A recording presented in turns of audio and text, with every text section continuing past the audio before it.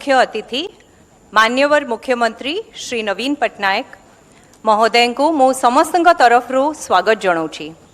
मु स्वागत करुच्ची विभागीय मंत्री श्रीमती बासंती हेम्ब्रम महोदया को। आम गहण उपस्थित अछंती आमर प्रमुख शासन सचिव मु तांको स्वागत जनाऊँगी एवं विभाग रो उपदेष्टा श्रीमती लोपामुद्रा बक्षीपात्र एवं श्रीमती गीतांजलि बस्तिया। आम सामने अछंती समस्त एसएचजी लीडर आमर कम्युनिटी सपोर्ट स्टाफ आमर विभाग रो समस्त सपोर्ट एवं आमर बैंकर बंधु माने आउ सर एई कार्यक्रम को आमर ब्लॉक एवं जिला रे पाखापाखी 2 लाख एसएचजी लीडर माने आभासी माध्यम रे एई कार्यक्रम को देखुचंती। मु तांको समस्त को आजिकार कार्यक्रम को स्वागत जनाऊँगी। जेतेबेले ओडिशा रो महिला मानकर सशक्तिकरण रो कहानी लेखा जीवो सेतेबेले आजिर दिन 27 फेब्रुआरी 2024 को स्वर्णिम अक्षर रे उल्लेख करा जीवो। काहेकि आजी मान्यवर मुख्यमंत्री 3टी जुगान्तकारी पदक्षेप रो उद्घाटन करुचंती। प्रथम हेला 70 लाख माँ मानकु यूनिफॉर्म पे सहायता दिया जाउची। समस्त पंचायत सहरांचल रे एई सहायता दिया जिवो। आउ तांको भितरे 1.5 लाख एसएचजी लीडर मानकु ब्लेजर रो सहायता दिया जाउची। ब्लेजर हेला कॉर्पोरेट इंडिया रो गोटे प्रतीक। ब्लेजर को पिंधंती सीईओ माने एवं मैनेजिंग डायरेक्टर माने कंपनी रो। आजी ठो ओडिशा रो एसएचजी लीडर माने ब्लेजर पिंधिबे। से माने भी को सीईओ ठो कम नुहंती, से माने भी को मैनेजिंग डायरेक्टर ठो कम नुहंती। द्वितीय पदक्षेप हेला मान्यवर मुख्यमंत्री उद्घाटन करिबे।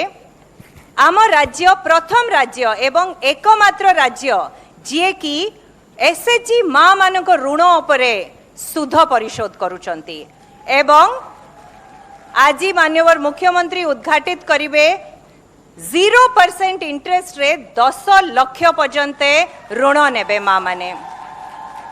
एटा निश्चित गोटे जुगान्तकारी पदक्षेप कहीं जो माँ केबे 100 टंका पई भी डरू थेला ताकू साहस हो नथिला का सामना रे जाइकी मागिबा पई आज सेई माँ बैंक रे जाइकी मुंड टेकी की कोटी कोटी टंकार सहायता नहीं पारुची। आज ये सुध फेरस्त रे सर गत 5 वर्ष रे पाखापाखी 925 कोटी टंका आमर माँ मानकु फेरस्त हो सारलाणी। आउ तांको भितरे अछंती दूर दूर रे रहउथिबा ग्रुप जेमती आमर महालक्ष्मी एसएचजी उदलारू से पाउचंती 73,000 टंका। आमर श्री माँ एसएचजी ढेंकानाल ओडपड़ारू से पाउचंती 71,000 टंका। एमिति लक्षे लक्षे माँ मानकु हजार हजार कोटी टंका फेरस्त जाउची। आउ सेटा निश्चय तांको हाथ मुठी को सुदृढ़ करिवो, सेमानक व्यवसाय को आगु को नबो, सेमानकु गोटे साहस दबो तांको परिवार को भलो भाबरे चलैबा पई।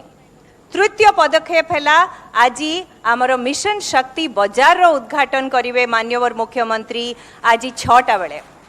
से बाजार हेला समस्त माँ मानकर बाजार, से बाजार हेला समस्त एसएचजी मानकर बाजार।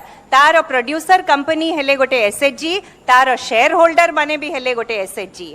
आज पर्यंते जो एई वर्ष रे केवल 15,000 कोटी टंका माँ मानकु ऋण दिया जाइछि ता पई मु समस्त एसएचजी लीडर मानकु धन्यवाद देबी, बैंकर बंधु मानकु धन्यवाद देबी, आमर community support staff MBK bank मित्र एलएसपी सीआरपी समस्त को धन्यवाद देबी।